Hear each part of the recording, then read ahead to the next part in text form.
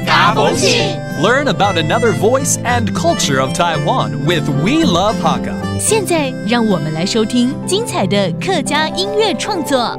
Hi there, I'm Joseph Lin. Here comes another Hakka song on ICRT by the New Sango Da Band as they interpret Dr. Zeng Guihai's Hakka poem called Van Go or One Quarter. Let's take a listen. 对笑甲鼓舞行业路中跳，以前俗世嘅俗破帮妹，阿哥老太基身远冇看到咧。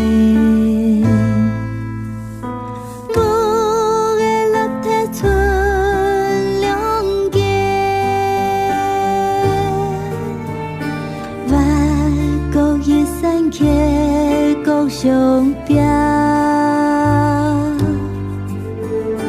你等一块雪花叶，春夏秋冬开灯，无穷用嘅花，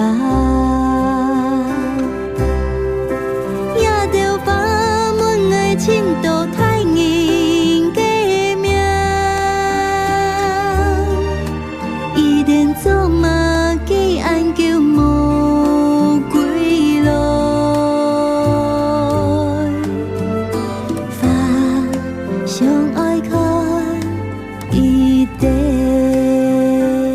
One Corner of Van Gogh seamlessly blends a contemporary style with the understated, earthy quality of traditional Hakka culture, creating a finely crafted melody. The poem mentions the Xiao family's old house, which immediately reminded band member and teacher Yan Zhiwen of the narrow lanes of his own childhood home, and this connection sparked a natural flow of emotions that brought vivid inspiration to the creative process.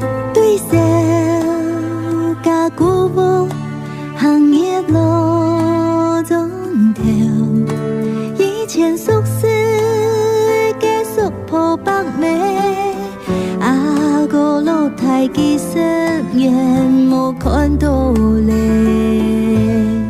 三狗大后生乐团呢，挑了这首曾贵海医生创作的客家诗《Van Gogh 弯角》，把它转换成音乐美学。而这首歌巧妙地融合了当代风格与客家质朴的内敛氛围。而诗中提到的萧家古厝，让团员严志文老师立刻联想到自己老家的巷弄，情感自然的涌现。是不是大家也感受到了呢？